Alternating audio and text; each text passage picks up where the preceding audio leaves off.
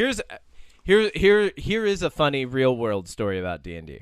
Okay. So, I've been playing with Luke and Kira, who are now getting married this year, which that's going to be fabulous, and they're going to get a house. And like, I'm sure we'll still get together and do one-offs. We've been playing together so long that we've met the number one enemy of all D&D groups, which is adulthood. But because like shit just happens, and like at first it's like a little frustrating and kind of heartbreaking, and like, but like you go through this process of realizing, oh yeah, no, we have more responsibilities. You know, eventually they'll probably have kids, and then you've got a while where you really can't play. You know, or like you can play less or whatever it is. But like, you know, we always had a phrase in our group: real life comes first. But so probably I want to say 5 years ago, when we're in the thick of it, we're meeting every week, right? We're playing, we're real passionate about it. Everybody loves their characters. We're crafting this crazy story.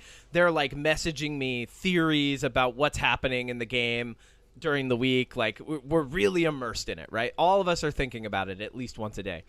And this lady comes through the wine store that I'm working at the time, and she's checking out, and her last name is the same last name as Luke's, right? Which is a very unique last name. It's French, like it's hard to come by in this area. And so I read that and I go, I know somebody with that last name. And she goes, who? And I go, Luke. And she goes, that's my son. And I, without thinking about it and without missing a beat, I went, I'm his dungeon master.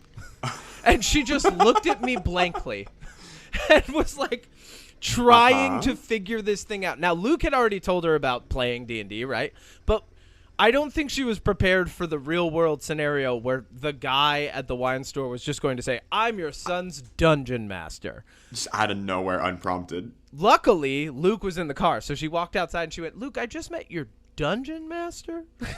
Like, I can only imagine what she thought that meant, you know? Yeah. But then they came back in, and Luke was like, thank you, Kevin, for introducing yourself to my mom as my dungeon master. Like, but that's the term. I should have said GM, which is like game master, right? Yeah. You know, but even then, like, what she had no reference point for what that is. Like, you know, that would be like, that's like if you're out in the real world and you're like, yeah, this is my healer. This is my cleric. Like, just introducing people as like your party members. Just walking around. Yeah, this is my chaotic good tiefling here. That's me. I know. I know. Oh. I know. I've played long enough. I can pick people's alignments for them. It's fine. Well, how did you know that? 'Cause I know, Odie. Here's the thing most people don't get about D&D. When you're playing D&D, it is a proper, like, if you're really paying attention, it is a proper delve into the human psyche and how it functions. Like, I can tell you, most people will make a chaotic blank character to begin with, and that's because they want an excuse to do everything they want and justify it with, well, I'm chaotic blank, right? Or you will have people who don't want to do that much role play say, my character's true, neutral. And it's like, that's boring as fuck. Yeah, it is. And your real job, if you're playing this game, because what you're doing is you're doing collective, constructive storytelling, right? We're constructing a story together in a fictional world. So, like, if you're doing a good job as a DM, you're going to go, you're true neutral? Cool. I'm going to make you make hard ethical decisions that are going to change your alignment. You're chaotic good? Great. Consequences everywhere for you. Oh, yeah. All the consequences, but for you and not the group. If you're a good DM, especially in the beginning, you'll go, consequences for that person. Oh, right? yeah. Definitely have been. Oh, yeah. I have stumbled upon many of consequences so That's far. how that goes. Yeah. Yeah, imagine trying to be proper chaotic good in the real world. You'd probably get in trouble a lot. Oh, yeah, absolutely. Yeah. Especially if I acted like this. Our DM's initials are BM, so he calls himself BM the DM. BM the DM. Bowel movement, the Dungeon Master. All right.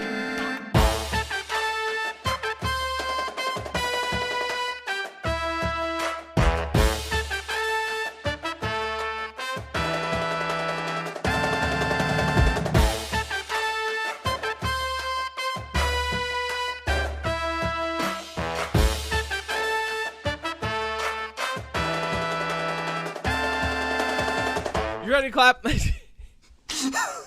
Yes. All right. 3, 2, 1. Perfect. On time, every time. Welcome back to another episode of the UnPop podcast. A little bit of a special episode coming at you today. I believe, Odie, you have brought a guest. I have. You were there. I should say, I'm Kevin Miner, El Capitan, todo de siempre, he, him, with me. As Odie Matthews, the chef, cooking up content, they, them. Yes. I that was our NPR style intro. Yeah. Very, very quick, very light, very silent. Very to the point. I love it. So. Yes. Who'd you bring on? So in this episode, Kevin, it's Kevin's turn to sit politely in the room, but he's still there as I talk to a incredible video editor, content creator, YouTuber, podcaster, and someone I would call not only my friend, but also was kind of my mentor when I was starting out on YouTube, the wonderful Bo Ismono. Now, I didn't get to tell this story when I was talking to Bo, but I wanted to share with you and the lovely listeners how I stumbled into a friendship with a YouTuber who inspired me, without even knowing it, to start my own YouTube channel. Because Bo has been on YouTube for, I believe, I could be wrong, but I know it's like 6 to 8 years. I know he's been on YouTube for a while. And I've been on YouTube for just over 4. Yeah. And so when I had about between 200 and 300 subscribers, I was making a video on a backpack. And Bo, again, I watched and still do watch like all of his videos, right? Like this guy was one of my favorite people to watch when it came to gear reviews.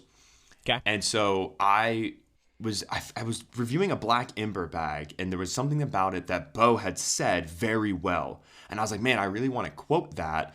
But at the time I was like, I don't think I should just like be quoting other YouTubers without permission. So I was like, well, let me reach out to him. You know, I was like, because I'm a small channel. I was like, I don't want any kind of backlash for like copycats or whatever. Yeah. So I messaged Bo on Instagram and was just like, hey, Bo, I'm a big fan. I started a YouTube channel. I wanted to know if I could have permission to quote, this line that you said in this video. I would just like to, reference it. I just want to be polite about it. Just like kind of sent like a very like, I'm a big fan. Also like out of respect for you, is this okay? Yeah. And so not only did he message me back and was like, oh yeah, like that's totally fine. He also then was like, do you have any questions? Like, is there anything else I can help you with? Like, you're new on YouTube. Like, what? And then I think a month later, we had a Skype call, which I was so nervous. Like, again, Bo's a pretty decently sized YouTuber, like, in my opinion. Like, he's got 65,000 subscribers. Like, that's 60,000 more than me big. Right now. Yeah, it's pretty big.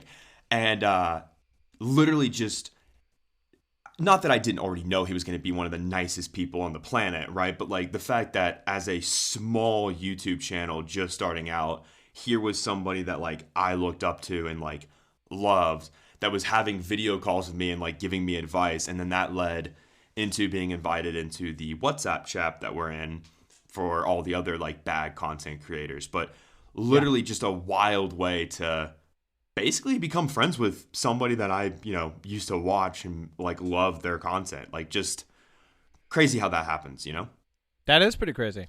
And I've been on Bo Ismono's podcast twice now. So. And now you've interviewed him twice. Yeah. Twice, right? Yeah. No, just once for this podcast, but he has been on my YouTube channel before. That's what I mean. Yeah. Yeah. You've interviewed It wasn't him an twice. interview. He made I did a video a long time ago about camera bags, and he made some content that went into that video. Oh, cool. Yeah. So, awesome Nice. Dude. Very fun to talk to. He aligns really well with our podcast because, like myself, Bo's other passion is movies and talking about movies and watching movies and stuff. So, as you'll hear, we talk about all kinds of stuff: his 3D printing journey, movies, D&D, Very nice. content creation, and keeping ourselves from burning out. There's a lot. We talked for like an hour and a half. I mean, you were there. You know all this. Obviously, this is for the listener. So. No, it was crazy. Yeah. In Fast and the Furious fashion, I was laying on the ground. Yeah, of course. Your whole brain time. just melting from the good Just conversation. laying, listening. Yeah. So it's a good time. Great. Is that how we lead in? Is that it? I mean, you're supposed to say, "Let's listen to the interview" or something. Oh. Let's listen to the interview. Kevin, Yeah, there it is. plug this somewhere so I sound smart. Oh, Let me do another take. Let me do another take. No. That's the take. Let's listen to the interview. That was good. That was good. Let's use that one. Much better. That's the way computers talk to each other.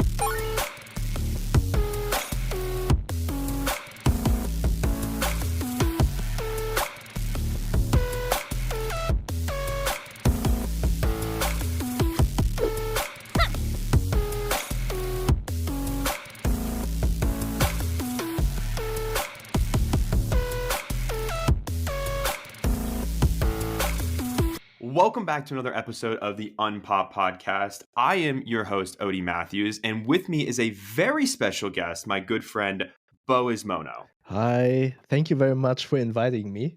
Finally, I'm able to talk on a different podcast than my own. I love that finally completed I was on your podcast. Man, how many years ago was that? It's been a while, hasn't it? It's been a while, and I actually wanted to invite you back again. I think you have been on my podcast twice. Yeah. Yeah, so it's, I don't know, is there a term for being the third time? I don't watch any sports. Don't they call it like hat trick? Hat trick, yeah. Is that the word? Or a turkey in bowling, That's what three strikes is. So, okay. So normally, Bo, in order to start this off, we ask a very simple three-part question. All right.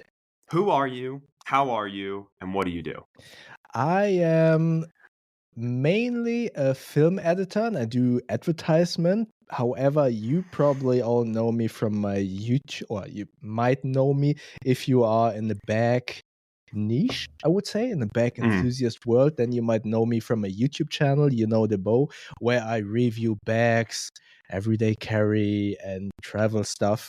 And I kind of dabble around movie reviews as well. So I'm really excited to be here and to answer the second question, because I am at a different podcast. Usually when I'm in my own podcast, I have to edit that stuff. I have to think about questions and stuff like that. And now I don't have to do this stuff. So it's all up to you. So I'm really good.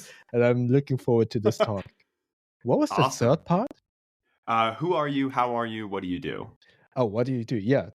Basically, a reviewer of bags and a content creator, I would say. But please do not call me influencer. I really dislike that word. I think you might be considered an influencer. I think, unfortunately, we both might be considered influencers at this point. Yeah, maybe. Yeah, not my favorite term, but hey, here we are. I really dislike it. Yeah, definitely. So one question I wanted to ask you off the top, because I think it's really interesting. You posted a video at the time of recording of this, that you were working on a 3D printing journey. Now, yes. I've always been super fascinated by 3D printing. Same. So I'm just kind of curious, how's that going? Because I know that it was, in your video, you mentioned it was because you have your Patreon, shout out to your Patreon, and you're making them custom, like, Swiss Army knives. Yes. Which I think is super cool. So I'm just wondering, like, how is that going and what's up with that? It's actually, I was also always interested in that, but I found out that it's much more difficult than people made it out to be. Oh no, that's not true. It is fairly easy to set up, to build that thing, and to download stuff from the internet that you can print. For instance, I printed a lot of stuff for my kitchen drawer. Cool. If you are familiar with IKEA kitchen drawers, there's this one specific drawer that is, I would say, half a foot wide, and it's supposed for your spices, for like bottles for oil and stuff. But inside the drawer, it is very weirdly shaped. So everything kind of dangles around. So I wanted to print something that keeps everything a little bit organized. And that is easy. So you can actually find stuff, you Google stuff, hey, I want this solution, give me a 3D print. That is easy. So you just download it, you put it in your software, and then you print it, and that's basically it. However, if you want to print your own stuff, that is difficult. I mean, I'm fairly tech savvy. I can learn software fast, but 3D software for me was very difficult to kind of wrap my head around, because Yeah. it's very technical and stuff. And for instance, finding out how to measure the exact measurements of the item that you potentially want to create is so difficult. So yeah, that part was very difficult, and therefore I needed the help of my brother, who is a 3D artist, I to was going to help ask you me. about him. Yeah. He Because you helps mentioned me that with he's a that. professional 3D Yeah, printing artist. So exactly. my next question was kind of like, what does he do? Like, how did he end up a professional? I've never heard, at least in my realm, I've never heard of someone being a professional 3D artist, Yeah. 3D printing artist. So I think that's really No, fascinating. he's not a professional 3D printing artist. He's a Oh. 3D artist. So he basically he Oh. started in advertising and did, for instance, what would be a good example? He did this commercial for this German gummy bear brand, and Oh. then they made this kind of like Pixar where the gummy bears played bowling and stuff like that. So that was somewhat his start, and now he's Ah. doing a lot of 3D models for motorcycles. But Wow. so it's basically what he's doing is everything that you can create in a 3D space, you can that file you can use to 3D print. So Oh, that's how he okay. helped me. He basically created the scales for the Swiss Army knife as a 3D Hmm. model, gave it to me, and I printed it. Realized that the printer that I have isn't good enough to actually do that. So I went to a professional printing service. They printed it in a different way, and it's supposed to come today, but I feel like it probably will be here on Monday or something. It's usually how And it goes. yeah. And So yeah. interesting. So I didn't even know you had a brother until I watched that video. I guess that's just not really a question I think about asking people, like, oh, do you have any siblings? Because like I'm the youngest of 7. So I have 2 brothers and 4 7. sisters. Yeah. Wow, that's At a 30 lot. years old, I'm the youngest of 7. So Wow, that's yeah. amazing. Is your brother older or younger than you? Younger. He's actually Okay. 9 years younger than me. Oh wow. So he's like So 20. no, Because you're like I'm 29, right? Yeah. no, I would say together with JB, if you're familiar with the back enthusiast space, I would say I'm the second oldest. Really? I'm over 40. What? Yes. Who's the oldest? Tom from Packhacker? Is he the Tom is oldest? No, Tom is younger. I think Thomas is in his 30s, I believe. Okay. I know Aaron's in his 30s. I'm Yeah, technically in my 30s now. yeah, yeah. I'm Huh. actually 42. Huh. Never would have guessed that. Never would have guessed that. That's crazy. So, do you have any other plans with 3D printing besides just doing like I know you did your kitchen drawer, you got the knife Mhm. for the, Bow originals, Yeah, which is really exactly. cool. I want to print some stuff for my motorcycle. Oh yeah. That would be a lot of fun. But other than that, I would say, if you're not technical savvy in terms of designing stuff, the excitement dies off pretty quickly, unfortunately, because Mm. obviously at some point you solved all of the issues at home that you want to solve, and then you come to a place it's good to have, because I can see, I don't know, for instance, something on my drawer breaking, or something, I don't know, like, it's also good to print like small little items that usually break off in your home. I don't know, maybe it's something on a key or whatever, what have you. Yeah. So you can quickly kind of solve those issues, but only if you know how to design that stuff, or if you can actually Google the solution for it. And so for that, it is amazing. If we my friends and I would play Dungeons and Dragons more physically. Yeah. We only played online, unfortunately. So, but if we would actually meet up, then I would print a lot of Like all the dungeons. figurines and Yes, everything. It's so funny you exactly. mentioned Dungeons and Dragons because 2 weeks ago I played my first ever Oh, game of wow, Dungeons and cool. How Dragons, did you and like it? oh, I love it. It's my favorite thing ever. We actually, the What's your group that I'm character? playing with, I am a tiefling who is I'm a fighter right now.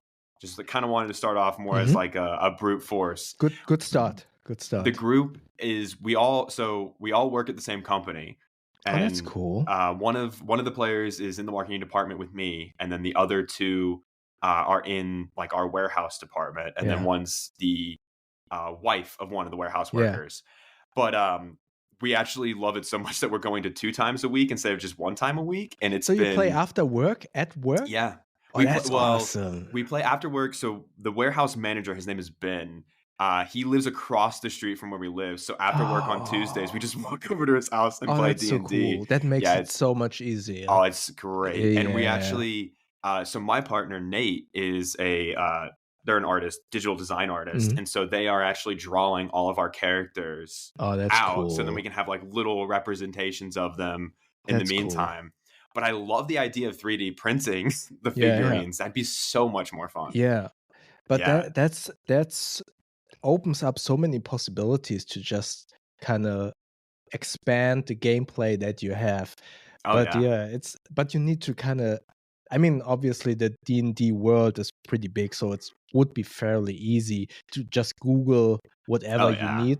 But obviously, it would be much cooler if you would be able to design that stuff, right? Yeah. Um, Who do yeah. you play in D&D? What's your character? At the moment, I play Barbarian, Okay. which I think is very boring. I kind of over corrected. Before that I played the what's the the English word, magician or sorcerer. I'm not Oh not yeah, really mage? a mage. Yeah, Yeah. that's a mage. And I was honestly a little bit confused while playing because when you are a fighter, I'm oversimplifying now. When you're a fighter, you can just walk and fight. So That's what I just, do. yeah, to oversimplify it. But as a mage, you kind of have to decide, okay, do I take that spell? No, or that spell?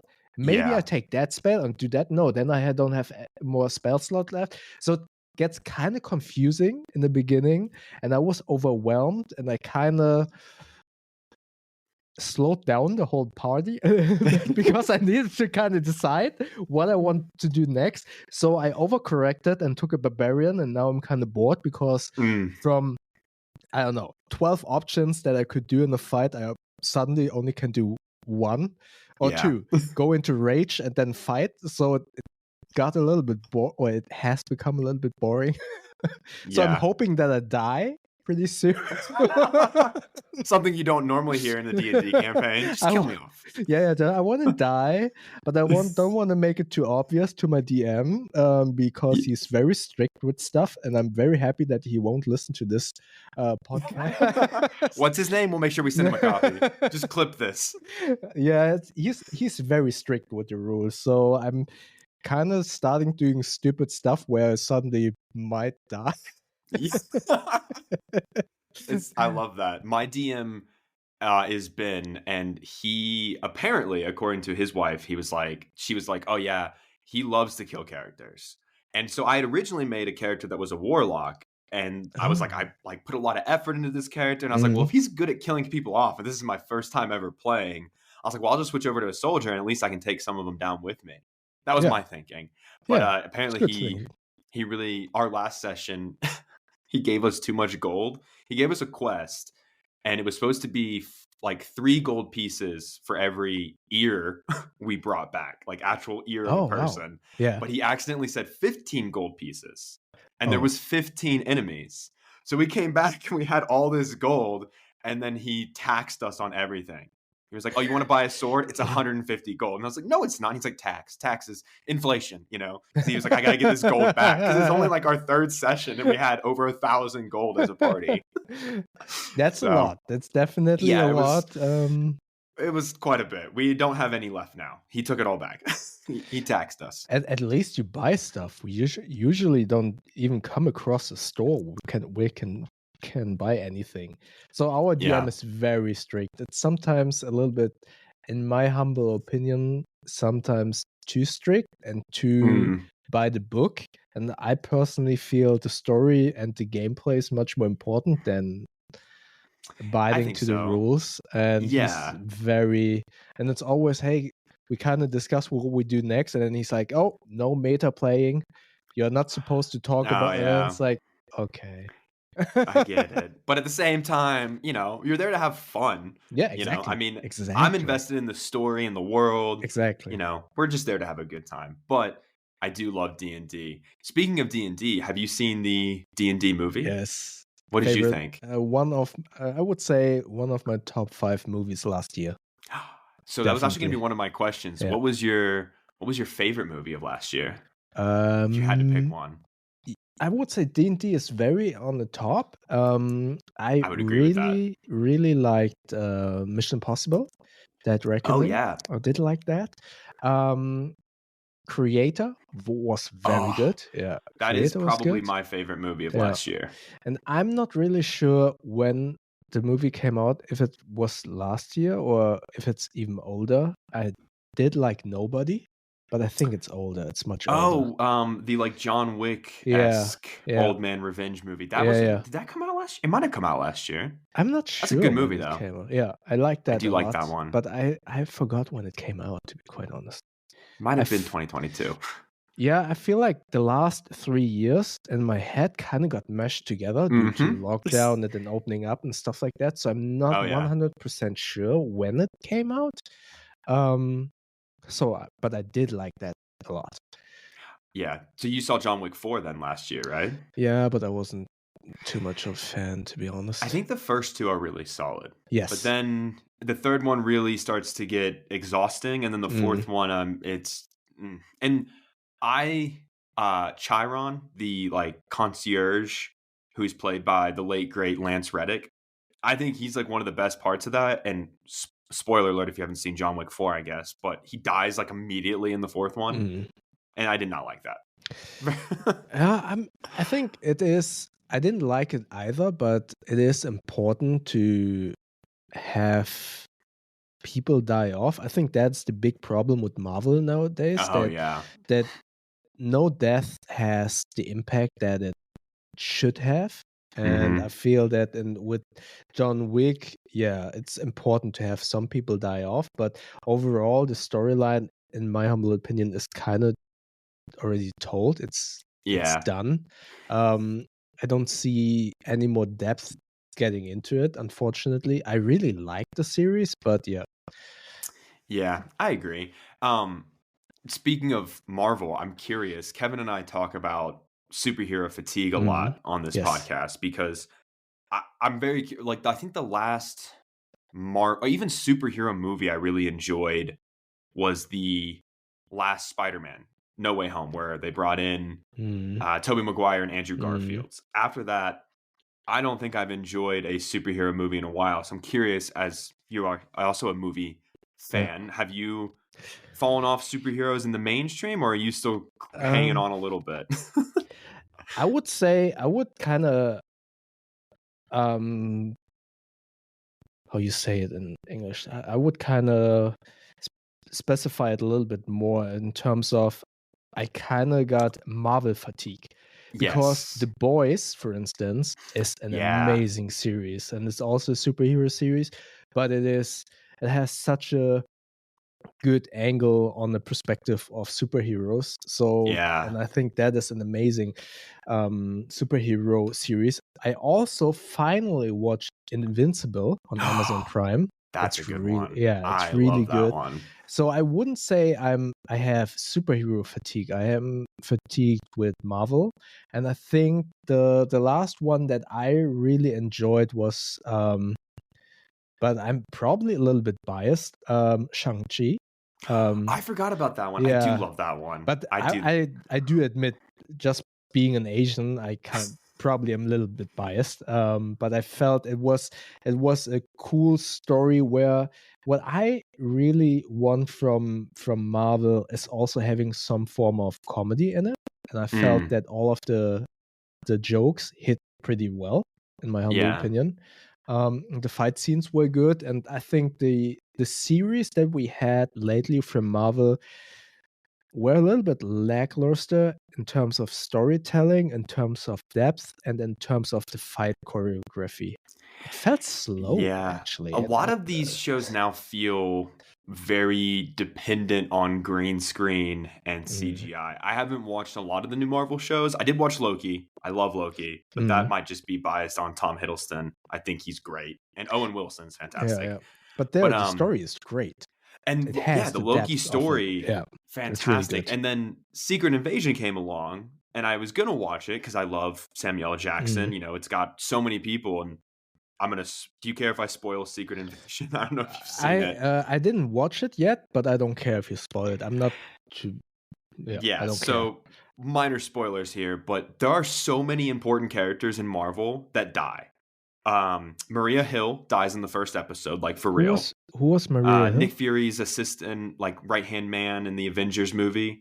Oh, Um, the one from How I Met Your Mother. yes, yeah, Yeah. Okay. exactly. What is her Mm-hmm. name? Colby Smulders. That's Oh the yeah. Okay. actress. Mm-hmm. She dies. Okay. Martin Freeman's character dies, the one that was from Civil War and Black Panther. Mm-hmm. He dies. Ben Mendelsohn, the Skrull from the Marvel Yeah. movie, or from the Marvels, he dies. And apparently, Rhodey has been a Skrull since a long time. The But real Rhodey was found. But sorry to interrupt you, but I don't care because they opened up the multiverse, so they aren't Exactly. dead. As it doesn't matter. None of it does. It's yeah, they're dead, but they probably come back. I mean, they're talking about Iron Man coming back, so who Yeah. cares? Exactly. I mean, at this point, there's no stakes in Marvel Yes, anymore. that's the word, stakes. Yeah. When I went into Infinity War, and I watched every Marvel movie in theaters from The Incredible Hulk to Endgame. Like I did not miss a single one. That was the prime time for me, as I was a teenager when they came out, and I was in my 20s when it finished. So it was like perfect. But I went into Infinity War, and like when that ending happened where, Steve Rogers is like, we lost. I was like, holy crap, like how can they ever top this? And then Endgame, I think, is fantastic. And then after that, it never really felt like there was any risk or any threat. It just kind of felt sporadic in a lot of ways. But that's the issue with most sequels, I feel. I mean, many people always forget that, and I don't want to be too. I mean, that's a very hot take. I hear so many people saying like, "Oh, Black Panther, the very first black superhero," and I'm like, "Did you forget about Wesley Snipes and Blade? Yeah. How did you forget that? That was a Marvel film." And I mean, there they did the mistake. I mean, if you haven't seen Blade, there is this father character or father figure for Blade, and he dies in the first film. But then they just bring him back. Oh, he didn't die. How did that happen? And I'm like, it doesn't matter. I mean, I liked him. It's cool that he's back in the second one, but I don't know how I feel about that. If you can bring everyone back, I don't know.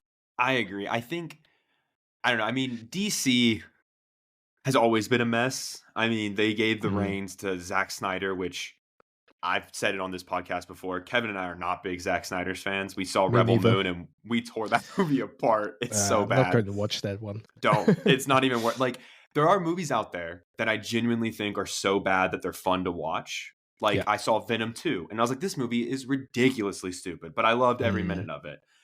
Rebel Moon was just bad. Like, Kevin had to watch it, and I think he watched it in 3 different sittings. I forced myself to watch it like nonstop, and I felt my brain like pooling out of my ears because I was just like, this is so bad. It was definitely the worst movie of last year that I saw. And I saw a lot of movies last year. I heard so many negative things about that movie. Fortunately, I canceled Netflix just before it came out, and I saw the trailer and was like, oh no, should I resubscribe? And then I saw all of the reviews and I'm like, oh, nope, not going to do that. Especially because it was sold as Zack Snyder's Star Wars. And as somebody, Star Wars is my favorite franchise ever. Like, I'm obsessed with Star Wars. So obviously I was going to be like, oh, like, cool, like more Star Wars kind of content. Like, I love that kind of stuff. But to say that this is anything remotely similar to Star Wars is a slap in the face to even the worst Star Wars movies. Yeah, as far as I understand, having listened to a couple of reviews, he pitched it to Kathleen Kennedy, as far as I understand. Yeah, a And version of it. they denied it, and Netflix kind of swooped in and said like, "Oh, you want to do? Is it R-rated? I'm not sure. It's not R-rated, right? So I think it's R-rated, but I know he's supposed to be coming out with a director's cut. Oh yeah, that Like one he is the always, R-rated. Yeah, exactly. So they pitched it to him and said like, "Oh, you can do the R-rated version of that, but obviously we can't call it Star Wars." And then, hey, let's kind of milk the cow a little bit more. Let's do your DC R-rated version later in Yeah. 2024, and then let's do a PG-13 version now. So just What's the milk it a point? little bit. Yeah, you're I on don't know. Netflix. It's Like, stupid. I know that in the past with movies, like David Ayer, who did the original Suicide Squad, he has talked about studio interference, and he would love to release a director's cut of his Suicide Squad because it's totally different. When you have studio interference, that makes total sense. But when a studio goes, here, you have full reign, do whatever you want. What's the purpose of a director's cut if you could just make that your cut? Like, they didn't tell you couldn't. It doesn't make any sense. Yeah, for me it doesn't make sense either. It's just milking the cow, I guess. Getting more subscribers, or no more. Is that the word? If you pay for a service, more subscribers for Netflix. Yeah, we in our house we called it a streaming service chopping block, and we looked at all the stream because for a while there, and Kevin and I have talked about this too. We were spending like over $100 a month on streaming services, which is insane because now they all have ads, which is ridiculous.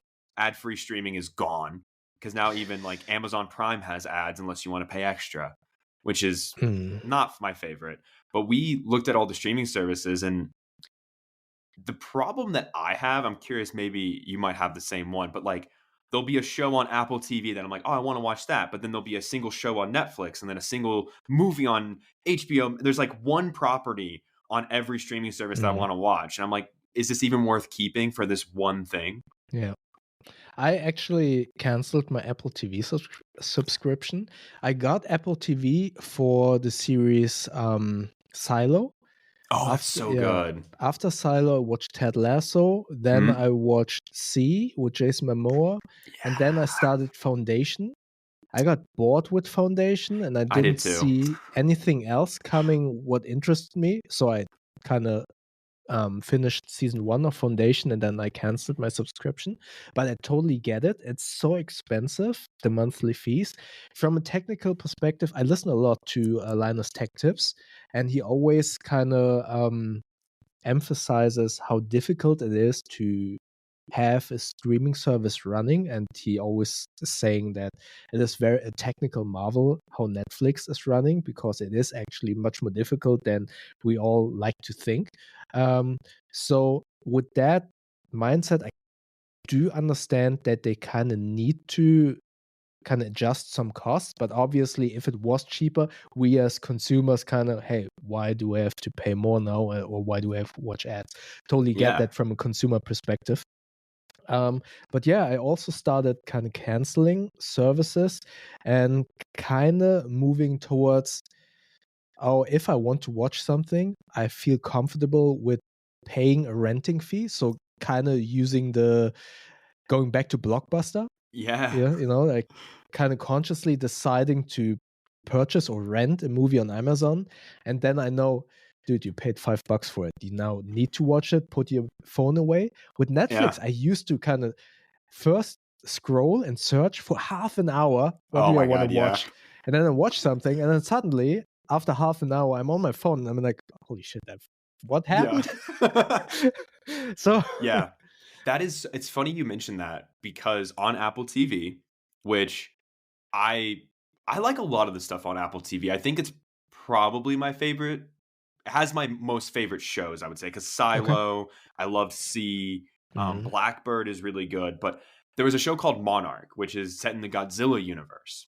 Now, I myself, I love like kaiju stories. One of the first movies I ever watched was the 1933 King Kong, and I've been obsessed with King Kong ever since. But this Monarch show I'm watching it and I'm fully engaged. Like I made sure to put my phone away because I was like, this is a Godzilla TV show. Like this is amazing. And it is the most boring show about Godzilla you could have ever made. And I found Oh out, wow. I think Kevin actually told me this. They created this show for a thing called second screen viewing. And what the purpose of this show is, they don't expect you to pay attention. They fully expect you to be on your phone. So the plot is so Mm, dumb and dense that at any point when you're on your phone and you look up, you don't lose track of what's going on, you which know, is insane. yeah, I had the same feeling because I felt like they wanted to ride the wave of there's this Godzilla movie that is called -1. yeah, -1, which has so many good reviews, and I So kind of good. got confused. I got Apple TV and I was like, is that the show that everyone is raving about? Is that so? And I kind of feel that if you're not very informed about that, you just heard like, oh, there's this cool Godzilla movie, and you have no clue what it's called because it is Yeah. as far as I understand, a Japanese film that is only available in some parts of the world in terms of movies centers, but I do believe it's more digitally available, but I'm not sure. Don't quote me on that. So I feel that if you are not that familiar with all of the details, you're just like, oh, someone told me a new Godzilla thing is out. That's so cool. Oh, it's on Apple Plus. Okay. I feel Yeah. that is kind of the strategy behind that. Because I I mean, think, I got yeah. confused. I think the show came out around the time the movie hit theaters, at least in the Mm, US, yeah, yeah, yeah. because that was, I think, speaking of favorite movies of 2023, I think my three favorite movies were in order The Creator, then Asteroid City, because I love Wes Anderson, and then Godzilla Minus One. Godzilla Minus One was so for a Godzilla movie, and I've heard some people say it's not the best, but I think that is now in my mind, like that is the baseline for a monster movie like that because it has really good characters, a really good story beat, the emotions like that run through it are really good, and Godzilla is Mm. just mean. He doesn't give a fuck. He just tears everything up, and I love it. Did you see it in movies or did you rent Yeah. it digitally? I got Okay. lucky enough to see it where I live in Colorado.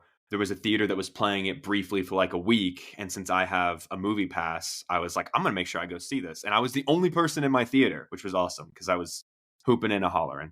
But yeah, it And was a really good movie. I've been recommending it to everybody, especially if you don't mind foreign films, because some people are like, oh, I don't want subtitles. But yeah. some of the best movies I've seen have been like foreign movies, like Godzilla Minus One, Parasite. You Yeah. know, Honestly, I would recommend for people who have issues with kind of concentrating on a movie to actually watch movies with subtitles. yeah, That was actually the reason for me. I totally noticed that I do start to drift away sometimes. So I started to watch so many Korean series on Netflix, obviously starting with Squid Game. And mm, then there were a couple of other ones where I kind of forgot the names, but they were really interesting. So if you find yourself kind of drifting away watching stuff, I would totally recommend watch Korean stuff because A, the stories are great, and B, having to read the subtitles definitely helps you concentrate. yeah, I would say so. Yeah. That's definitely true. I don't know. I've seen a lot of foreign films lately, and it's funny that some people I've heard on Godzilla, some people are like, "Oh, Japanese people can't be subtle," and I'm like, I don't understand.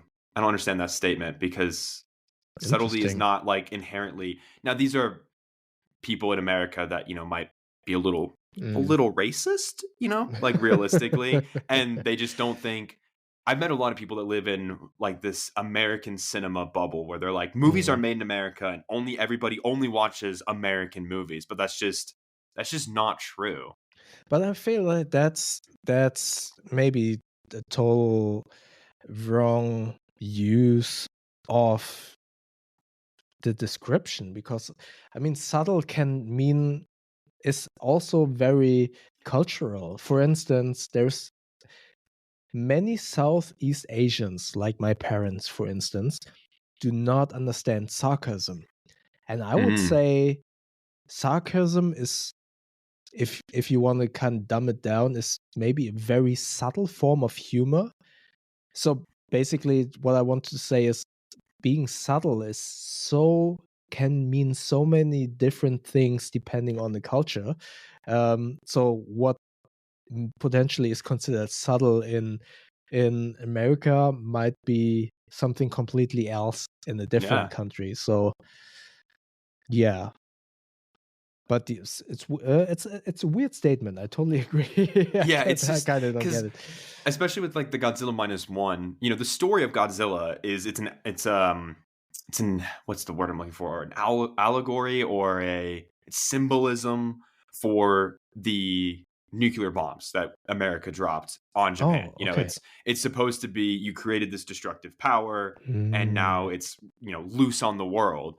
But like if you go back to the very original Godzilla movie, it's the same thing. It's always like Godzilla's always, for the most part, and been that where it's, you know, he was created because of the nuclear bombs, and then he, you know, wrecks Japan, which is just that's always been the story. Yeah. So I just think it's a really, like you said, it's a very funny statement because it's just not true. Yeah.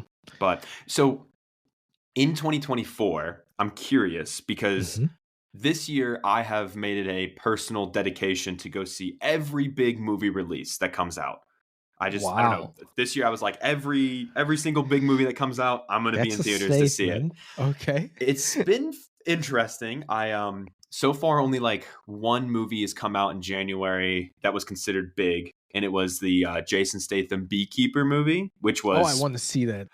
so Yeah. I think you would enjoy it because if you like the first John Wick, if you like the Nobody movie, this is very Mhm. much. I love Jason Yeah. Statham, and I am Same. so biased. I'll admit this right now. I love every movie he's in Yeah, because I he's love good. Jason Statham. Yeah. So that was a really good one. Definitely recommend it.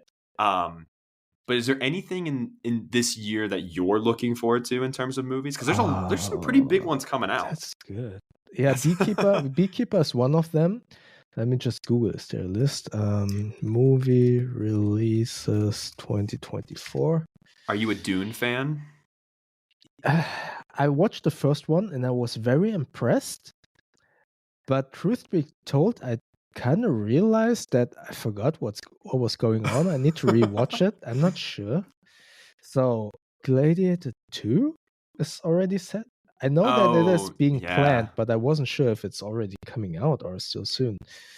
I saw a funny interview with Gerard Butler about Gladiator 2. He was like, "Stop asking me about Gladiator 2. My character is dead. I'm not in the movie. Please stop asking me." Oh, Deadpool 3. Oh my Definitely. god, yeah. I was going to mention that when we were talking about Marvel. Yeah. That's going to be good. Looking forward to that one. Oh, what else? Fall Guy, maybe. That could be good. The Ryan trailer Gosling. was good, yeah.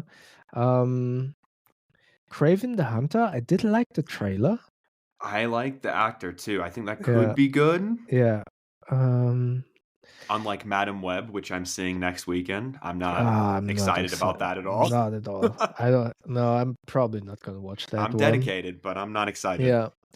I mean, it says I'm not confident that it will actually come out, but it says Blade is supposed. Oh no, it already. Oh, I hovered over with my mouse onto Blade, and it was first 2024, and then it switched to 2025. That's funny. Not looking forward to that movie. I'm a huge Blade fan, but I'm not sure about that one. We'll see what happens. That's a lot, which I don't know because I haven't seen the trailers. So I would say Deadpool is Craven and Beekeeper. Those are the ones from the list that I can see here on my screen that. Oh, I watched the Roadhouse trailer yesterday. I want to see that one. That looks really good. Yeah. As a huge martial arts fan, I'm a UFC fan, and I was a big Conor McGregor fan. So I'm looking forward to that one. I didn't even know that was Conor McGregor when I watched it. I love Jake Gyllenhaal, but I watched it and I was like, man, who's this guy playing the villain? I was like, he's really buff. He's pretty good. Yeah. And then I was like, that's Conor McGregor can act? Because like No, he's not Ron, acting. He's playing himself. yeah, He's not acting. that's He's a good just point. I mean, he did the same thing. He beat up that guy in the bar, and he's not playing. That's him. No, that's a good point. Because like I remember when Ronda Rousey showed up in a couple movies. She was in Fast and Furious 7, and then she was in Expendables 3. And I was like, Rush. why are you're not an actress. Like you're No. very wooden. But Conor McGregor in that trailer, I'll admit, I was pretty impressed when I found out it was him. And it's going to streaming, which is even better. Yeah. That's why I'm looking. The trailer was really good, and I like what was his name again? The main character? Oh, Jake Gyllenhaal. Jake Gyllenhaal, yeah, he's good. Yeah. He got buffed as well. He gets buffed for a lot of roles because he was in that movie where he was a boxer, Southpaw. Yeah. Yeah, he loves to get ripped. He's kind of like Christian Bale. Yeah, I would say so, yeah. Yeah. But I like Jake Gyllenhaal a lot. Yeah, he's good. Looking forward to that one. I mean, and it's not that far off, isn't it? No, it's like April, February? I think. Let me see. Or maybe, man, I hope it's February. I can't see when it's going off, but it's soon. It's definitely in the first quarter of 2024. Yeah, as far as I know. There's some good TV shows coming out this year too. I was curious. Are you a fan of the Fallout series at all? I know that the series is coming out, and I'm looking forward to that one. Yeah, I didn't play Fallout, but I like the setting. I like dystopian setups, and so I'm looking forward to it. But I'm not sure if it will be good. So I'm a massive Fallout fan. I'm actually replaying the fourth one right now, like kind of casually whenever I have free time, which is not very often, but when I do. And the world of Fallout is so, like you said, it's just so intriguing. And what I like about the series is it's not based off any of the video game plots. It's in the world of the video game, but it's a completely new story. That's good. Which I think is a really good way of doing that. Unlike like the Halo series, where they just ruined everything about Halo immediately. Yeah. But we do what we call deep dives on this podcast. And we've done, Kevin did Lord of the Rings. I did Star Wars, The Old Republic. And then Kevin did Dune. And because for fun, I did Fast and the Furious, which was the previous episode, which was, I think I melted Kevin's brain, which is fair. I talked about all 10 movies at length. Did you watch all 10 movies back to back? Yeah, so I actually, funny enough, I took a page out of your book.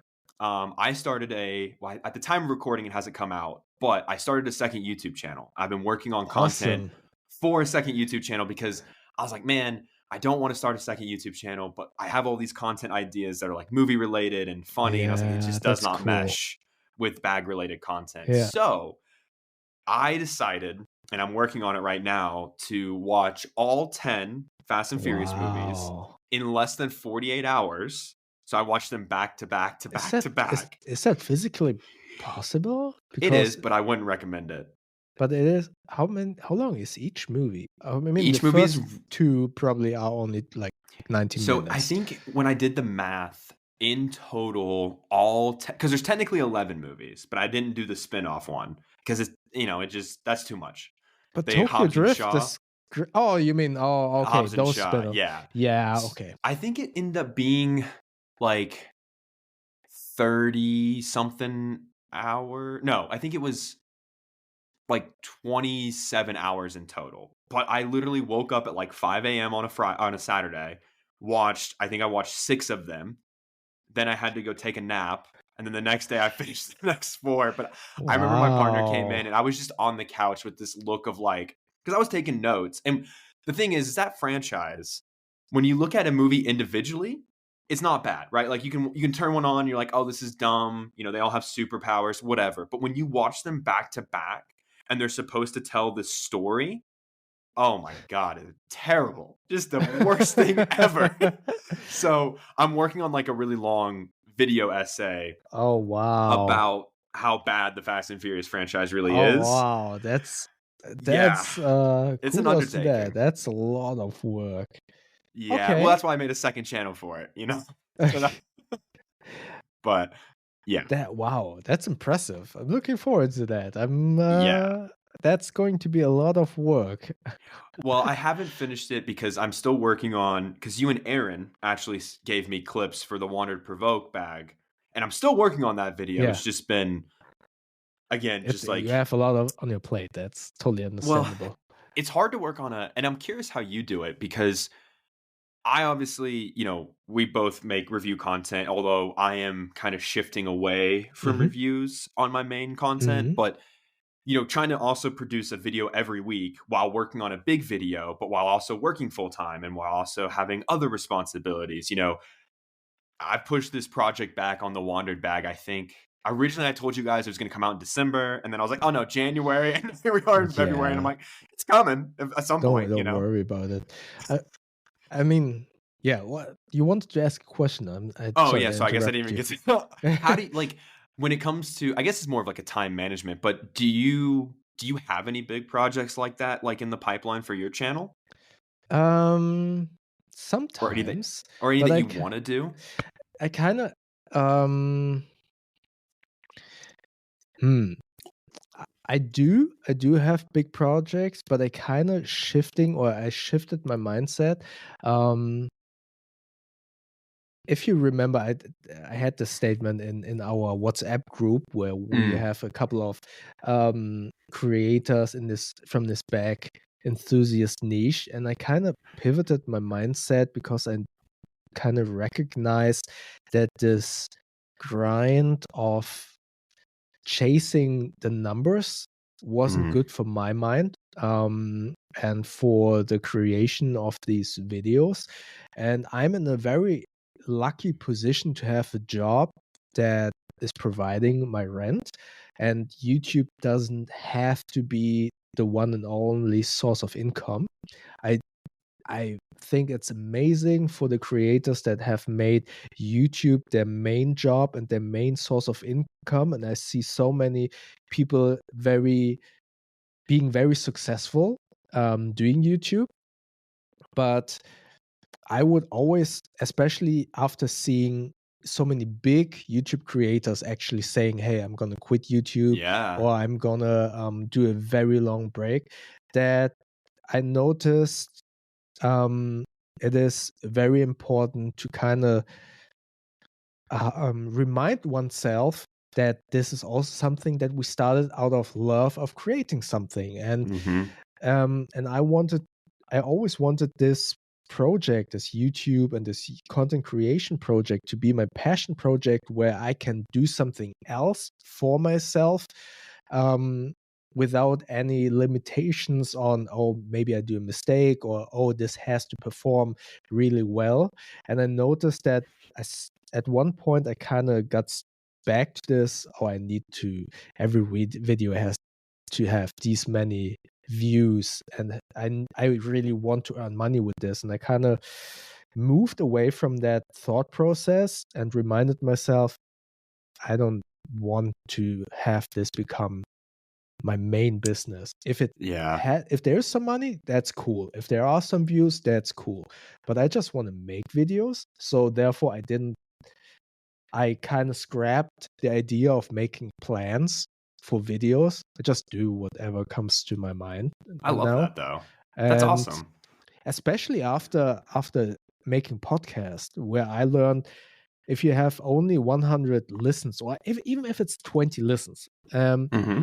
imagine what blew my mind was the thought when someone said, imagine those 20 people in one room listening to you for 1 hour.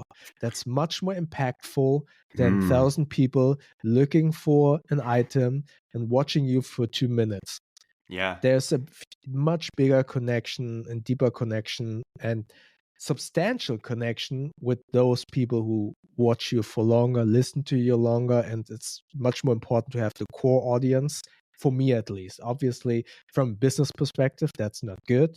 But from Yeah. my mindset, it was very helpful to kind of say, I don't need all of the views. I just make what I like. So on my second channel, I just try to Yeah. do these random videos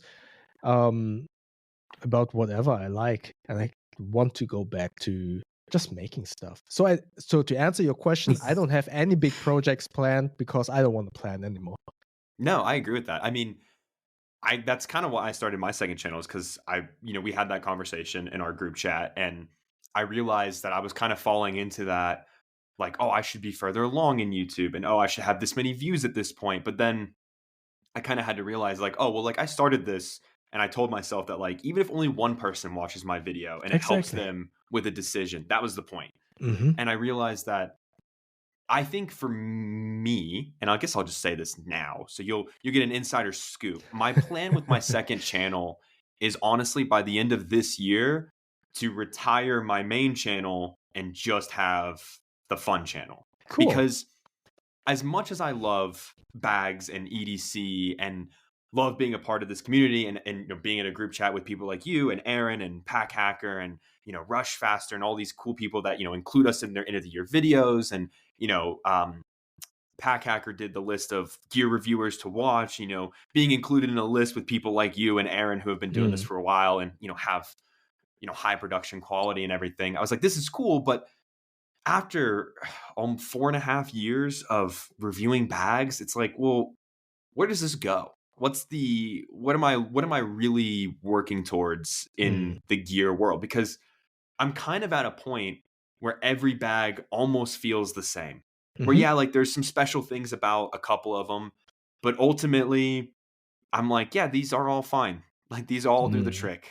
And I think that passion kind of slowly burning out in me is why I pivoted away from reviews to do more, like tip related content or just whatever. But the second channel is where I find, like, I didn't ever think I would do a hour and a half Fast and Furious breakdown video, but like, I'm excited to do something like that. Like, I have a lot of videos like that where I'm like, I love the idea of making a video about this. Well, I'm just going to do it. Kind of like what you said, I'm just going to do it because it's fun and it's what I want to do. And as far as I understand, you are also in a fortunate position to have a job that can pay your rent. So luckily. there is no pressure in this, and that's something we need to remind ourselves of every single time, that this is cool to have, and every cent and every dollar that we get is a bonus to whatever we do. But this should not become a 24/7 job. No, that's not the word. A 9-to-5 job in a hamster wheel where we kind of get frustrated if it doesn't perform that well. That's what our main job is for. This is actually supposed to kind of make us happy in a way, to create stuff that we want or to learn stuff. For me also, this is a great place to make mistakes. Just try stuff out and I totally agree with that. I had a taste at trying YouTube. I say trying when in December I left my current job and decided to look for a new one for a better environment, healthier environment mentally, because I don't know, I probably haven't said this much, but like I'm the director of marketing and social media. That's kind of the field that I've fallen into the last year in jobs. And so I was kind of on this like 2-week applying for new jobs, but then having, every day my own. I could do whatever I want. So I was like, well, let's try. What would it be like to be a full-time content creator? So, I started really diving into it. And by day 3, I was like, this sucks. Like, I hated it, because the thing about content creation for me is, like, I like that I go to my 8 to 5, my 9 to 5, and I get to do what I love. And then I come home and maybe for like an hour, I work on scripting a video. And then the next day I spend an hour filming a video. And then the next day I start the edit. And then the next day I finish the edit. I can space it out, but doing that every single day for like 8 hours, trying to be like, okay, I'm going to write this, I'm going to film this, I'm going to edit this. By the second day of doing that, I was like, I'm so burned out because this is not fun anymore. It feels like if I don't do this at a certain time, it's a failure, I didn't like that. I don't know how people do it. I totally can understand. It's not as easy and not as fun as some people make it out to be, because at the end of the day, it is, as soon as you put money into the equation with everything, it becomes a job and it becomes difficult, and as soon as money comes into the equation, you start thinking about making that, or that being this thing that provides your living. So it is becomes important, then it becomes stressful. And I mean, that's okay. If that's your goal, then it's okay. But if the start was to make something that you enjoyed, then hopefully you can manage to keep it that way and not Yeah. pivot to something. I mean, those who actually make a living off it and actually have it being fun, that's amazing. But honestly, I feel that's only a handful. Oh yeah. And Even you can someone, kind of see it. yeah, I mean, even someone like Casey Neistat, he quit Mm. because that was just too much to daily vlog. And we all thought, oh, that's so much fun. He has such a good life. But you need to think every single day, okay, the next day I need to have that storyline to make it engaging. It's not as spontaneous as many people think. It's, of course, there are some days where it is spontaneous and that's his fun day. But I would assume that many days are kind of planned out Oh to yeah. have an engaging story, and then suddenly your regular day is a planned out job, and obviously you can't do that your whole life. So No. And I it don't know. becomes a 7-day a week job too, because, Exactly. it's not Monday through Friday anymore. It's Yeah. every single day you have Yeah. something. Yeah. And yeah, it's an interesting realm. And I know this feels weird to say, but like I've also seen some big YouTubers that I used to love that once they got big, they kind of became a sellout in a way. And I don't mean that in the sense that like they're taking brand deals and making money. That's fine. We all take, I mean, I have affiliate links. We all have affiliate links. But Sure. there was one that, his production was kind of small. It was a cooking channel. And like he really focused on providing recipes for people. Mhm. And then he got bigger and bigger and started getting like noticed in like mainstream media and started getting like interviews and things. And now his content is like making 100-year-old burger, or well, it was like trying all fast food burgers in America, like making he made one that was like making a $10,000 sushi roll. Like it Mm. became not for the audience to like learn how to cook or like Mr. learn Beast recipes. challenge style cooking.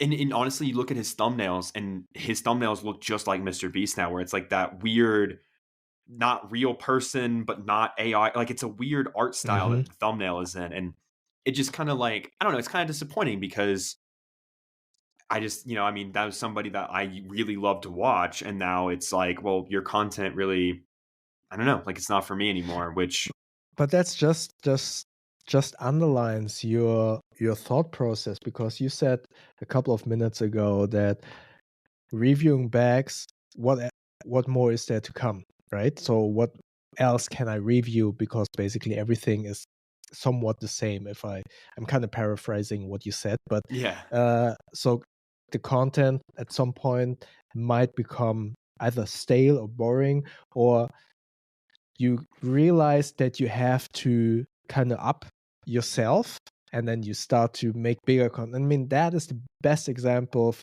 this. Let's make a one, I don't know, what did you said, It was like a 100,000, $10,000 sushi roll or 10,000. something. Exactly. So you kind of need to always make it bigger and bigger and bigger and bigger to keep your audience and grow your audience. And that's the reason why that, or at least what I think the reason is, because you have a business. And unfortunately, with every business, the numbers always have to grow. I never understood why a business can't just be plateauing. If it earns money, it's all good. And I don't understand why people say, no, no, no, no, that's not good. We always have the numbers to be Yeah. rising and rising, rising. And I don't have a business degree. I don't have any degree, so I don't know. But Yeah. sometimes I'm sometimes wondering why you can't be just happy. If it's not going into the reds, then everything is fine, right? Yeah. At least that's what I think. But I mean, yeah, because like I look at like Pack Hacker, right? Like yeah. they're the biggest, gear related channel and Mhm. review related channel on YouTube, and they don't do any like making a $1 million bag. Mm. I mean, their content has kind of always been for the audience, and Yeah.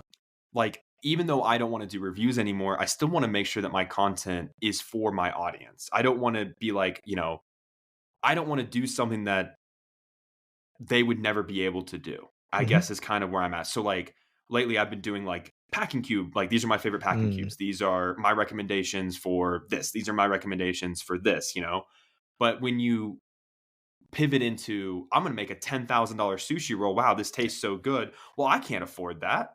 Like I can't afford to do that. And yeah, like that's entertaining, but when your channel was started to help people with cooking and like taking fast food recipes and showing people how to make them at home, and now you've pivoted into things that nobody can obtain. Yeah, I I get don't know, that like to me where you're that coming from.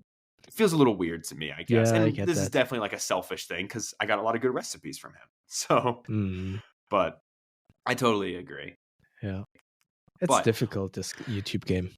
yeah, but like you said, as long as you are doing it and you're still happy and passionate about it, and maybe that means that like you said and I said, like you have to pivot your content a little bit to keep that joy.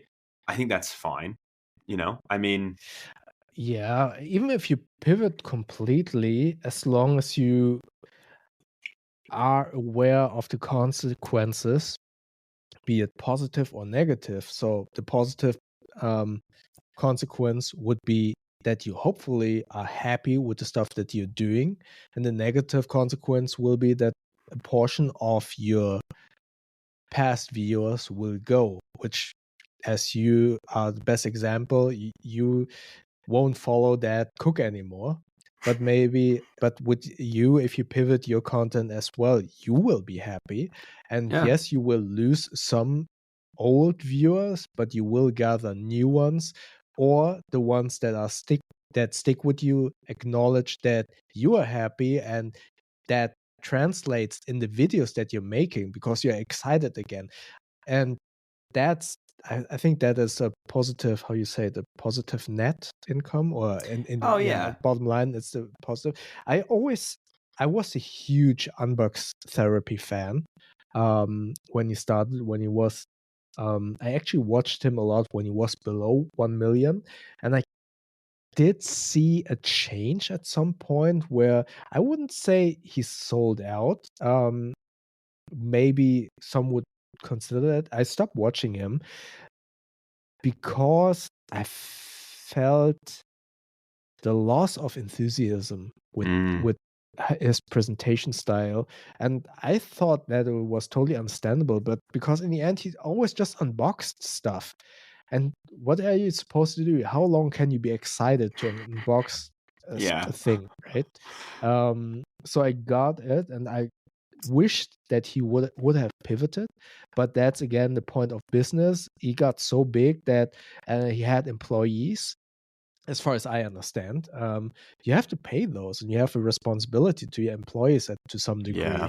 I feel, and then you need to keep the business running. But from me as a outside viewer, it felt that, do you actually like what you're doing?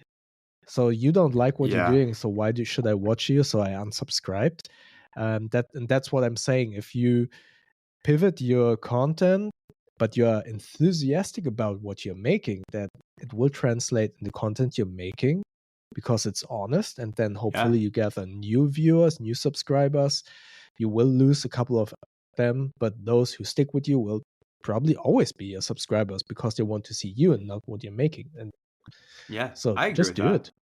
I think that if you lose, and that's kind of why I was worried about with the reviews, because the last review that I did before I did Rush Faster's bag, I set up my studio and everything, and I got my lights on. I had the camera ready, and I was like, I don't want to do this. I have Mm. no enthusiasm left to talk about this, and I did it, and I tried to put on like the fake face, but Yeah, yeah. that's when I was done with that one. I was like, I can't do this anymore. Like my joy is gone in reviewing bags. I need to rethink this, and luckily I mean, I've said this before in our group chat, like having other creators in the same realm as you that are willing to discuss these kinds of things is a benefit that I know I am extremely privileged for. Mm. Because I mean, how many other creators get to talk to other creators Sure. with this many creators that have this different spread of an audience, Yeah. I think me and OG Talks probably, we're the smallest channels at under 5K. And then, you get up to like JB, and then, Of it course. kind of grows up. And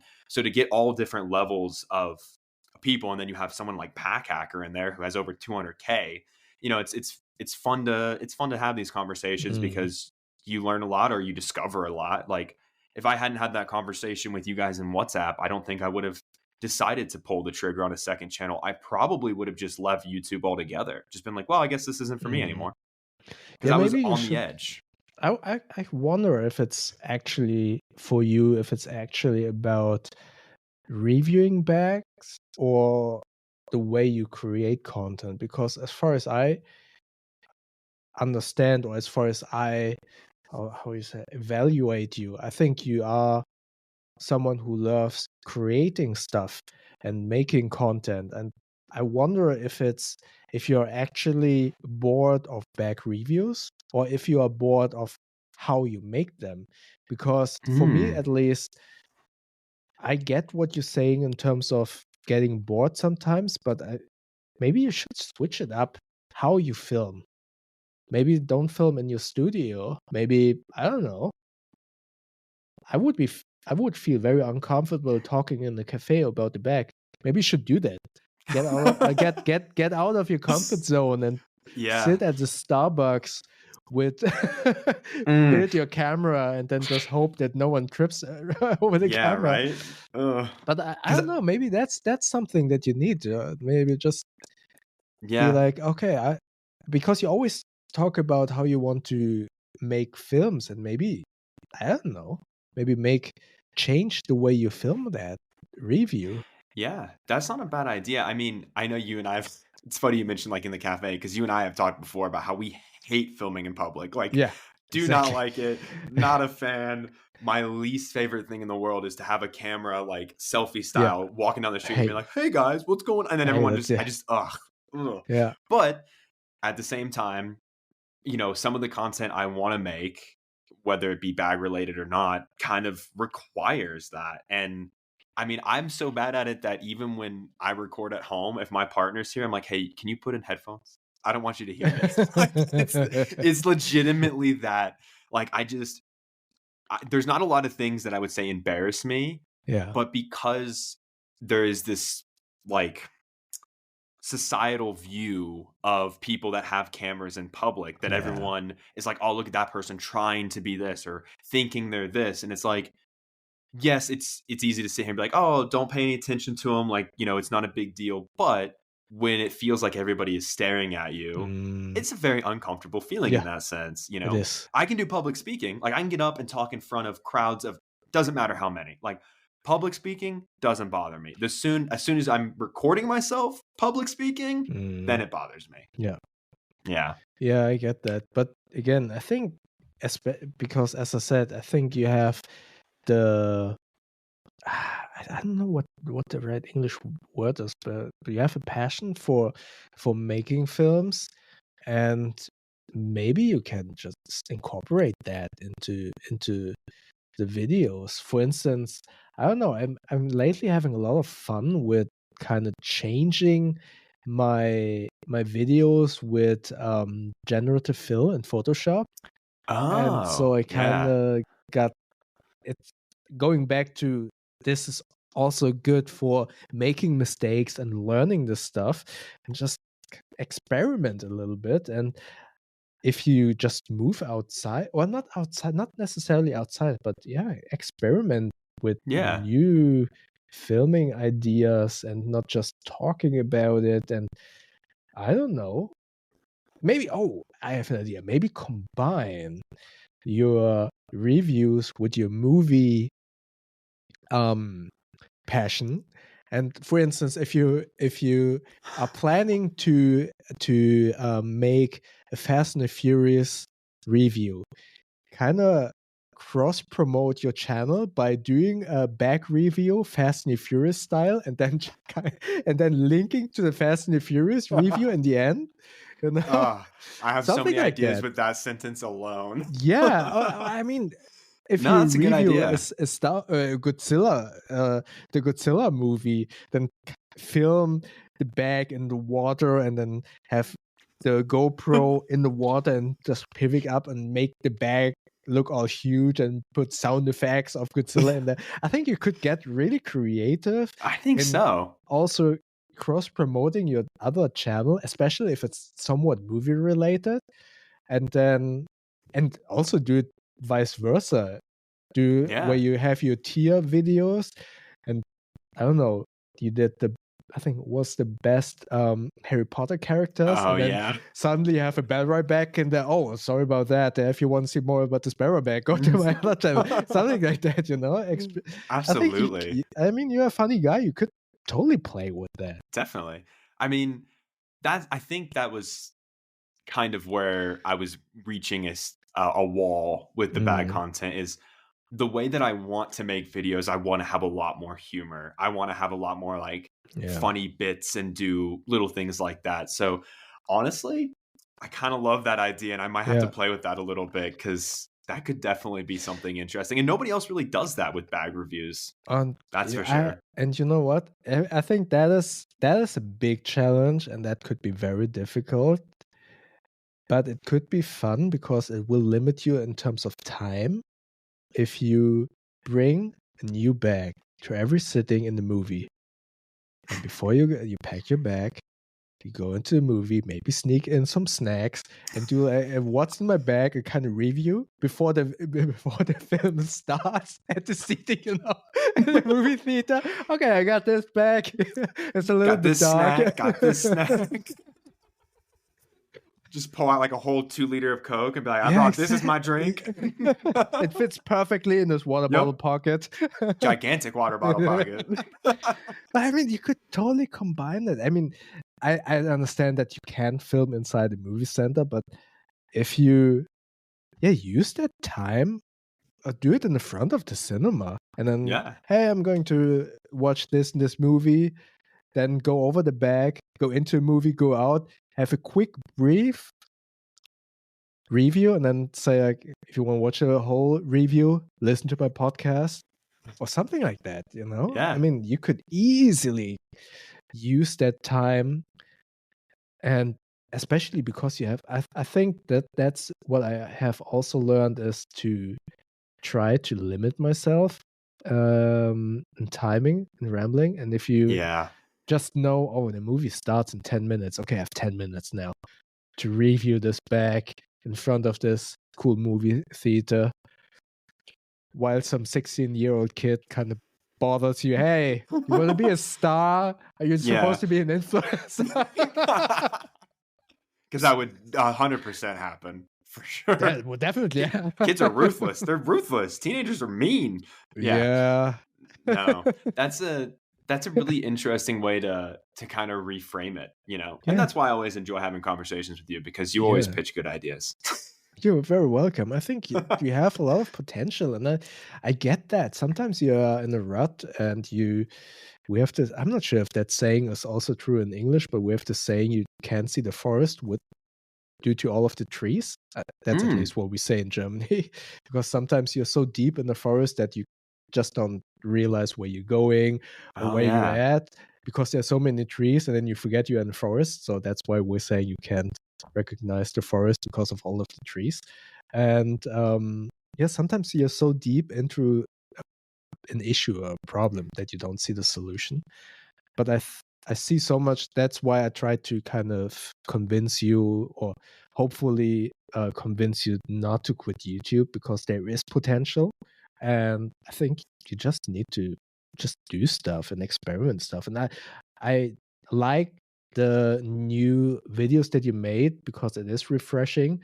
I didn't watch all of them because some of them were very long, but I did like the tier video. The tier videos get out of hand real quick. Yeah, that's for sure. But I think you have a lot of ideas, and I think you just try it out. And I get you. The video reviews, just standing in front of the camera and talking about the bag, can get stale quite quickly. So I get that, your position on that, and why you might not want to do that again. But if you just pivot that, and you have to, especially you have the equipment, you can easily film outside. Oh yeah. I mean, I've been speaking of equipment, I've been loving my Pocket 3. I've been using that more than anything. It's so convenient, you know. I'm Yeah. such a lazy filmmaker these days where if I'm like, "Oh, I'm just doing this video." All right, just use the Pocket 3. Like it's Did fine. you did you use it a lot in your latest video? Because I the all think of the videos that I saw were inside. I've used it my last like 6 videos I've used my Pocket 3. Odie. Oh, my keyboard is off. Cuz the quality from that thing is surprisingly nice, especially compared to like the Pocket 2. Because I'm also in the Okay. middle of changing out my cinema camera. I'm working on building up a new rig. How So, how you mean changing out? Do you want to sell it and buy a different one, or?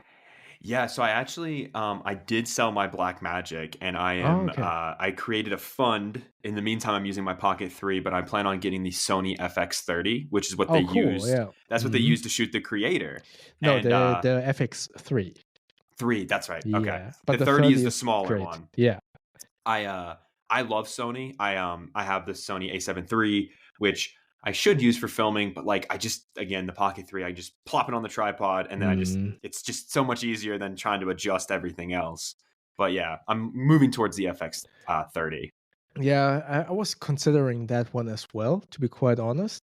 But I'm tempted with the Panasonic S5 2X, I've to heard be about that quite one. honest. I'm torn a little bit, but I'm all about this new quest to just use what I have. Yeah. That's why I'm experimenting with these vlogs on my second channel to just film with everything that I have, and I do realize it is very limiting. So yeah, I want to buy a new camera, but I'm not sure if any of the cameras actually give me what I want. Yeah. So I found a few trade-offs on the FX30 that is on my wish list, where I'm not sure if I would want to go that route.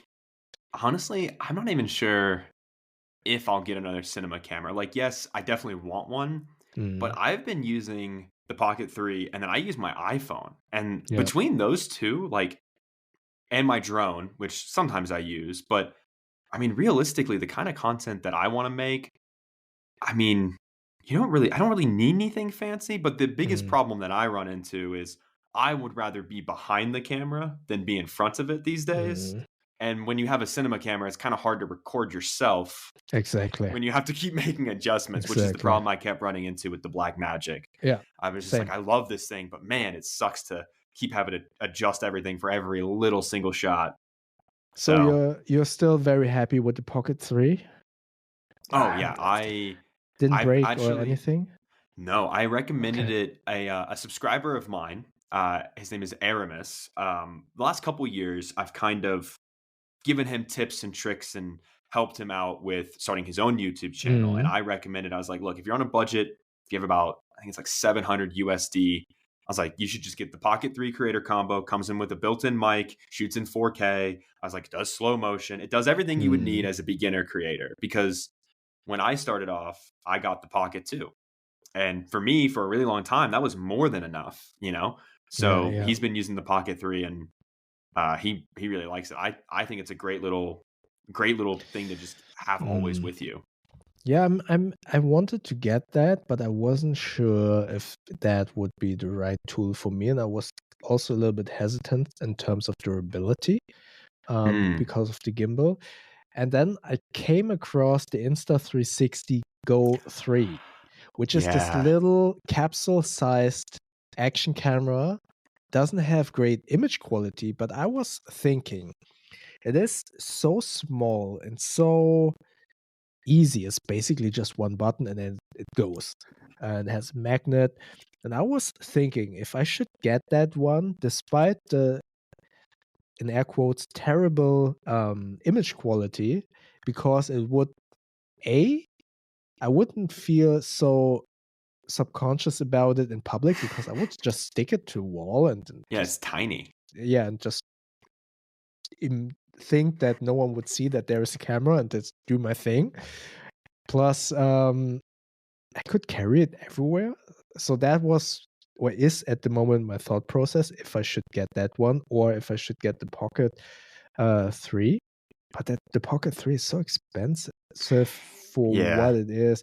No, it's not. No, it's fairly priced. But my thought process was at that point, or is in this point, for a couple of $100 more, I could get a different camera, and that's Yeah. what makes it a little bit difficult for me to decide if that's actually for me. I think the Pocket 3 is good for people that want to get into, well, I think it has like two demographics. New people that like want to get into video creation, that's user friendly, it's super simple, comes with everything you need. And then you have, I think, people like myself who want to create content, but it doesn't need to be flashy. I don't need focus. I don't need, to change out the lenses. That camera will kind of do my vlogs. I can use it in my studio. I can use it out in public. I can travel with it. It's Yeah, small. It kind of checks all the boxes of, I got tired of taking the Blackmagic body and then all my lenses and then my yeah, batteries and then my I get monitor. And it's that. like, holy crap. And then this, I can use my Bellroy light sling, which is my favorite sling. Just throw the Pocket 3 in there, couple extra SD cards if I need it, and then, wallet, Mm. keys, and boom, I have everything I need and I can make as much content as I want. Do you use the active track a lot?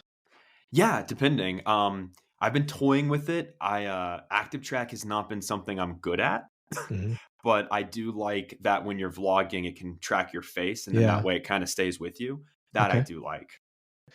Yeah. Maybe you can send me some unedited log footage, Yeah, if you may. I would just want to try it out in color grading, how much it kind of degrades. I do And love the color grading on the log. Is yeah, does it work pretty well? nice. I Okay. downloaded the conversion log or conversion LUT for the log Yeah. off the DJI site. And that is a really good way of getting your base colors. And then obviously I Yeah. throw probably like 3 or 4 LUTs on top of it. But pretty Yeah. solid. Although Do I you do have have the, yeah. do you have the creator combo? The one with all of the stuff in it? Yes. Yeah, that's the only way to go, in my opinion, because it comes Mm. with what the extra handle is actually like an extra battery pack, which is pretty cool. But it doesn't come with the ND filters. Those you have to buy extra, right? Yeah, unfortunately, those are Mm. separate. But I will say, I haven't really gotten to test it in super bright lights outside because it's Mhm. been very gloomy. We're in winter over here in Colorado. So, Yeah. like, it's been snowing, it's been raining, it's been pretty good conditions for filming without ND filters. But Mm. I need to buy some, that's for sure. Yeah, maybe I should reconsider that one. I'll send Because you some footage. yeah, that would be awesome. Because I filmed a small little vlog today and I did a complete mix of all of the cameras that I have. And I Oh, just put it into Premiere, and yeah, the footage degrades very quickly in my process. Maybe I need to completely reconsider my color grading process for those types of shots, because I am very accustomed to high quality footage where you can do all crazy stuff on it and it yeah. won't fall apart. So yeah, I'm not sure what to do next, and I don't want to buy something that I potentially don't use. For instance, action cameras. Yeah. I have an Insta360 1R, the one that you can pull apart where you have the Oh, action yeah. camera and the 360. I don't use it that often, so I don't want to make the mistake of buying something again that I potentially don't use. Yeah, I don't use action cameras. I actually gave my action camera to my best friend, my other best friend, Mark, who we started the clothing business together. He was like, I want to get into film editing. So I've mm, actually been tutoring him in Final Cut Pro oh, because that's cool. what I use. Yeah. And I was like, here, you can just have this. I was like, I've used this maybe once in the last year. Like, you can just take it. Like, I don't even Yeah. want it anymore. Yeah. So I'm with you. Like, regular action cameras, I can never find a way to use them effectively. Like, Mm, I just, I mean, I know a lot of people use them for like creative angles and stuff, but like, for me, it just yeah. doesn't work. So, Yes, yeah. And the colors aren't that great sometimes, and yeah, yeah. the footage gets grainy pretty Mm. quick. Yeah, I'm So, interested in the Pocket 3, what the image looks like. yeah, It's I'll have to very send you some it's footage. It's tempting, but it's 679 euros for the creator combo. Yeah. That's a lot of cheddar. It's a pretty penny. But I know we Do people still use the term cheddar? I don't know why I know why I used it, because I just started the movie Keanu with Peel and the other one. Key and Peele. And there's this guy who is called Cheddar. So that's why I use cheddar. That's But do people amazing. still use that word for money? I don't think so. I haven't heard it in a while, that's for sure. That's great. I know we kind of went over here by no problem. quite a bit. No problem. We usually like to kind of wrap things up with a very simple question, and that is, what's your jam? So that's anything that you've been consuming lately that you would recommend to people. Could be music, TV, movies. We just call it what's your jam. What would you recommend for people to check out besides your incredible YouTube channel and podcast, obviously? I know that over the last 12 months, it has become quite a hot topic, but I will say recommend it anyway because I like them so much, is Harry Potter. I finished Hogwarts Legacy and I get the controversy around it. Nevertheless, I would say support the people who actually made the game, because there were a lot of people involved, and I get why people are kind of boycotting the game. I get that totally. But again, remember there are a lot of people who worked on that game, and the game is amazing. Yeah. I finished that game 3 weeks ago, and I'm listening to the Harry Potter audiobooks again for, I don't know, the 20th time. I've read Harry Potter when it came out in German. Then I bought all of the books in English.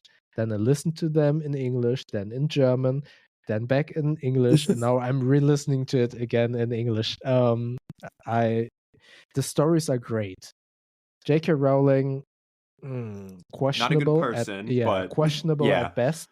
But you have to admit that the stories are amazing. Oh yeah, yeah. I mean, really good. I've only seen the first 4 movies, and that's it.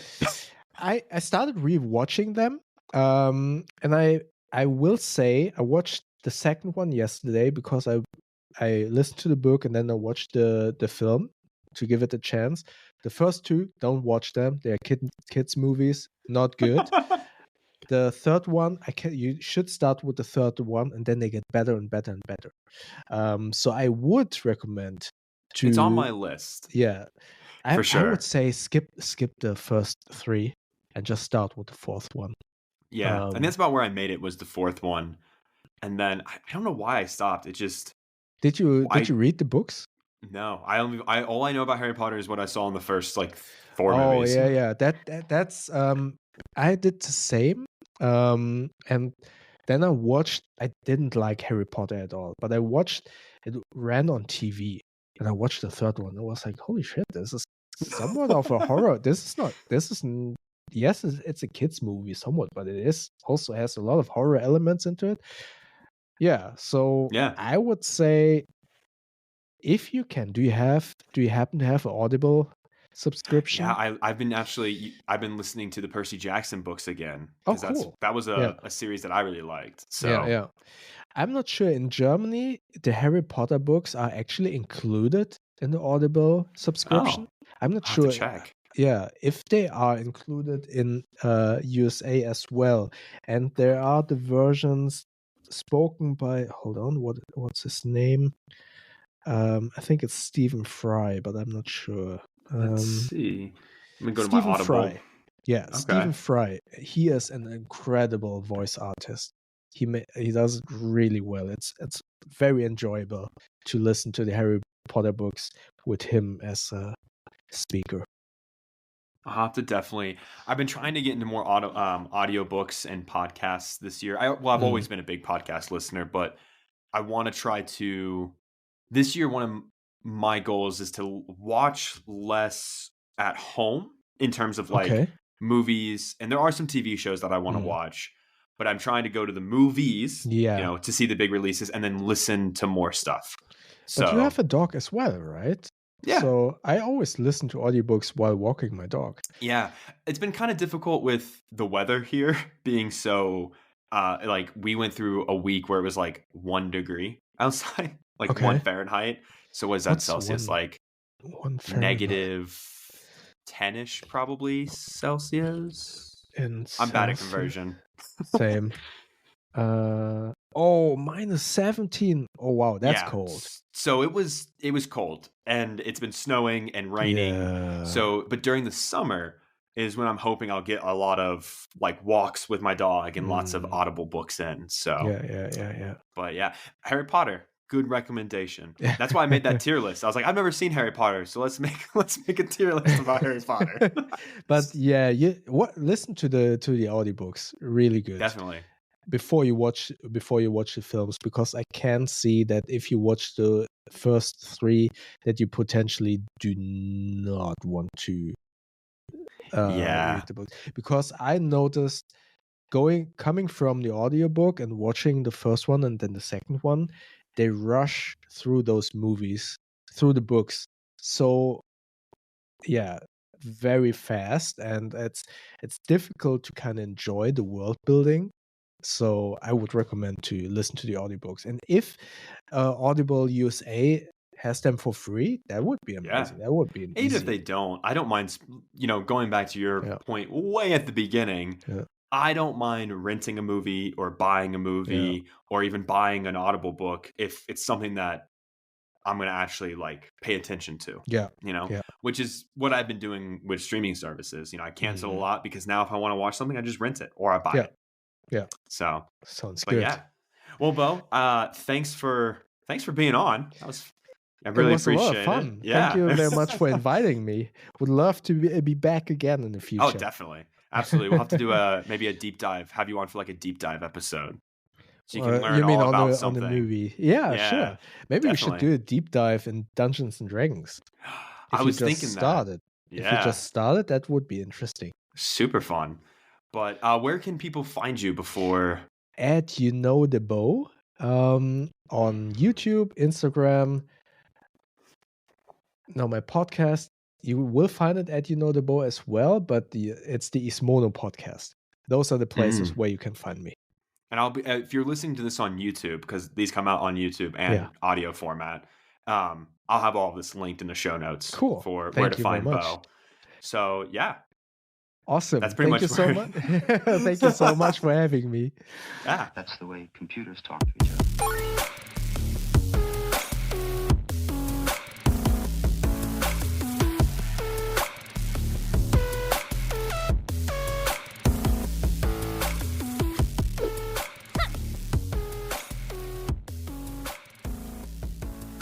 Wow, Odie, what an amazing interview. So good. No, for real. No sarcasm aside. But no, I'm really glad that you got a chance to talk to Bo. I'm really glad that you guys have the relationship that you have. I think it's really cool that you were able to develop that over the course of this time and that you're both creating content on YouTube. Now, Odie, what is your jam? Okay. So I'm going to be honest. Right now, I've kind of fallen into my hyperfixation repeat loop. Okay. So what I mean by that is, for the most part, I've just been watching comforting stuff. But I discovered a band, and I got to bring up their name because I've only listened to a couple of their songs, but Super Gold. Have you heard of a band called Super Gold? Yes. Okay. So I just discovered them on TikTok, and I have heard some people compare them to like the modern day Bruce Springsteen.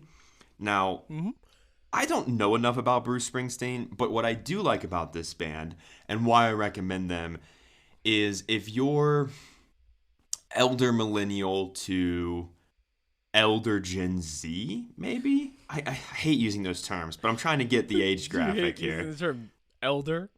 Elder? That's you. Just say if you were born between blank and blank. If you were born between '86 and 1998. There you go.